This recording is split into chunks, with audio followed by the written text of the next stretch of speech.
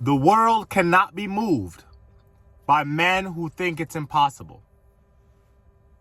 That's a quote on the. So if you guys want to know, I collect quotes. I love quotes because I believe I'm not the best communicator, right? I can talk a lot, but because it takes me a lot of words to get through the point that I'm trying to get. Quotes for me are so powerful because they capture my message in like 10 words, and people are just so brilliant.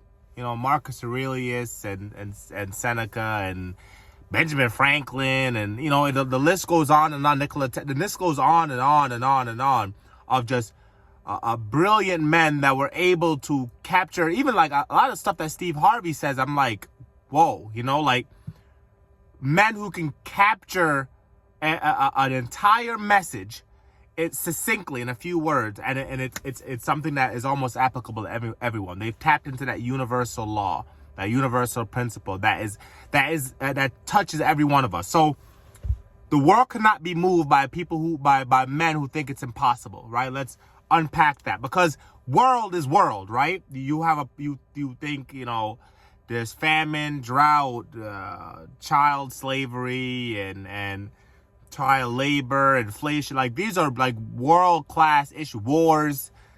These are big issues that the average man feels that they can't. Oh, I hope I'm looking. I did a camera test to find out where the damn camera is. So I hope I'm looking in the right spot.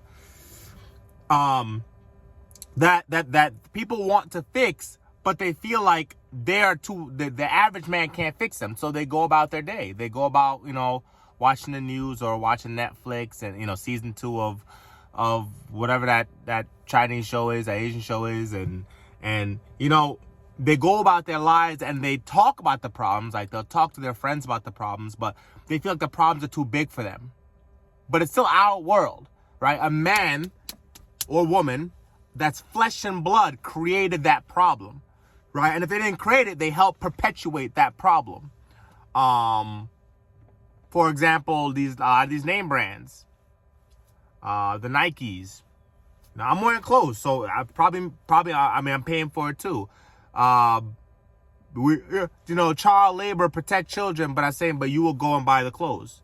So they may not have created the problem, but Nike doesn't try to stop it. If they can sell their socks for $30 a pair and get it made for $1. So that's like macro. Right? Like a man, flesh and blood, CEO, Nike, company, you know, you want to create a union for Amazon. It's one man and his, you know, consortium created the problem that you see in like the wage issues and the work conditions issues, flesh and blood. So that's like macro.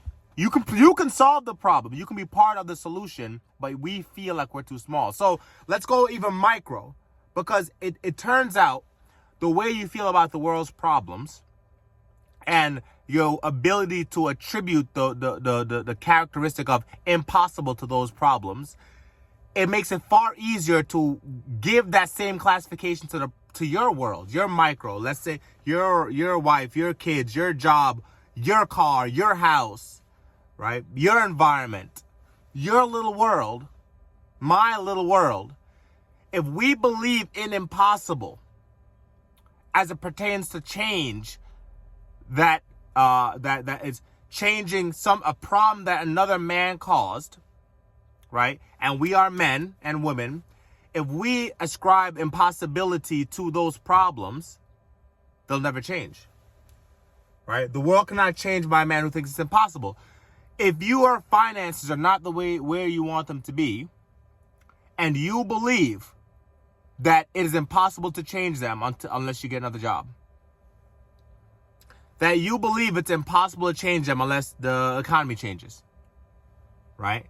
Your willingness to say that something is impossible automatically makes it so it's impossible for that thing to change. And I use impossible to describe impossible. But that's the only way that impossible exists, is in itself. It itself is a seed upon it is a seed upon itself that is disruptive and destructive, right? Imagine a garden, right? Imagine a garden full of your ideas, your bright, brilliant ideas, your livelihood, the things you want to bring into this world, your passions, right? Your love, all of your emotions. And you willingly, because there are weeds that grow, right? The problems in the world, those are weeds that we can prune and pick and pop out of our garden and make the fruits of our efforts, the fruits of our love and passion, our mind blossom. We can pick those out. We can take care of them. We have control. But the impossible seed is not a weed, right? Inflation is a weed. War is a weed. They can all be dealt with. Impossible is a seed that you willingly take and plant in your garden and allow it to run rampant, and destroy your hopes and dreams. And guess what? When you plant that seed, here's the thing about like sowing, right? You got to give things enough space to grow, right? You got to give things enough space to grow. You throw 10 seeds in one spot. You can't just get 10 trees that just grow and spiral off each other, right? One wins. In that spot, everything needs its own space to dig its roots down and grow up, right? So when you plant this impossible seed, not only does it grow and cause and loom over your hopes and dreams, but it kills the root system, and it sucks and takes nutrients from all the dreams you've planted before. And you don't see it now. You might see the fruits of your labor beginning to sprout and break through the dirt, and then you plant this impossible seed, and this seed goes down and you don't see the damage it's doing until you wonder, why is my dream of traveling the world dying? I'm a teacher. I get summers off, and I have a decent, I manage my money decently. Why can't I travel? Right? Why do I get 2 weeks off and I just want to relax? I can't go do the things I wish I wanted to do.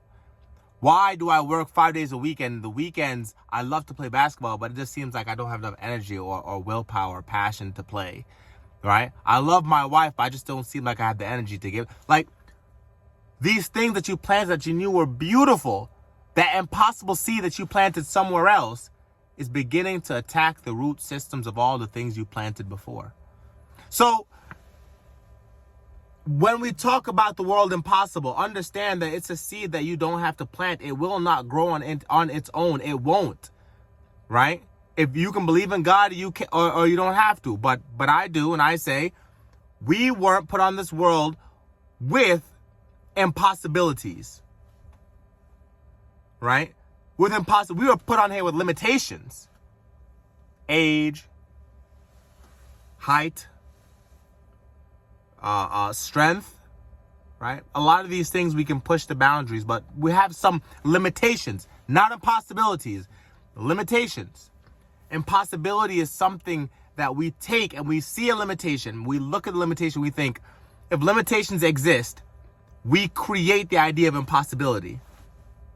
It's a seed we create and then we plant because we see limitations out there.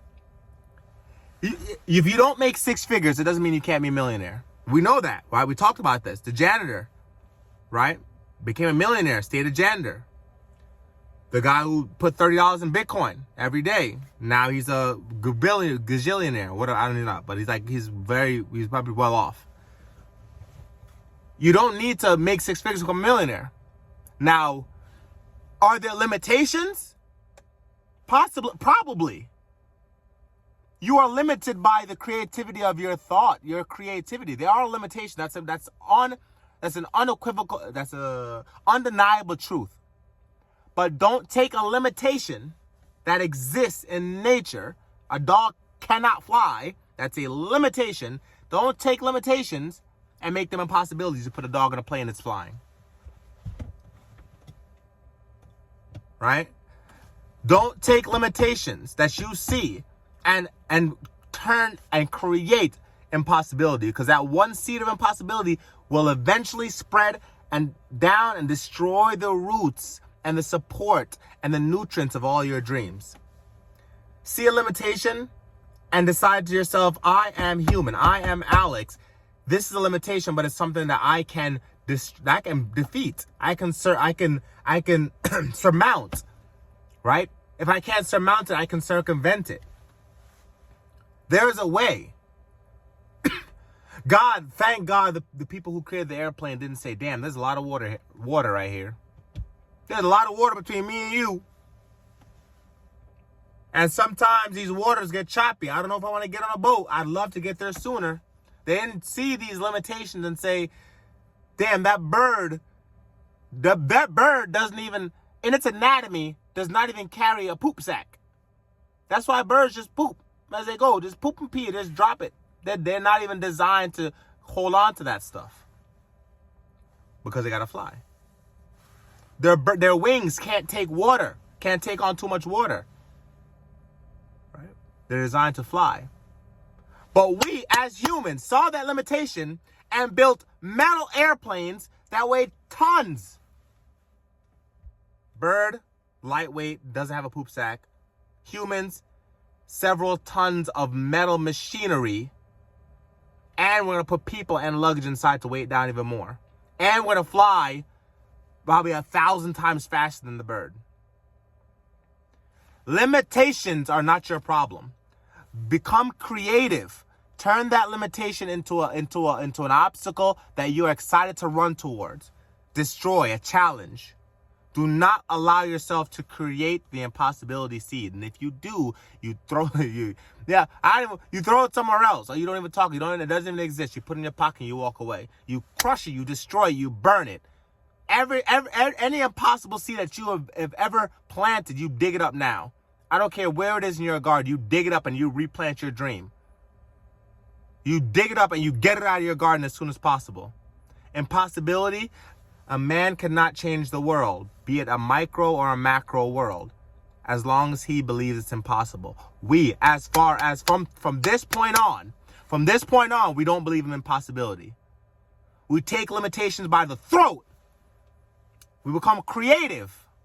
We circumvent it. We surmount it. We destroy it. We trample it, like the Bible says. That's it. That's all I have for y'all. I hope it was good. Like I said, I take a long 12 minutes. I take a long time to put into words what a man put into such a beautiful and well put together quote of 10 words or whatever. But I hope you enjoyed that. Like, subscribe. Just come back, check it out. We'll talk. We'll chop up more of this stuff.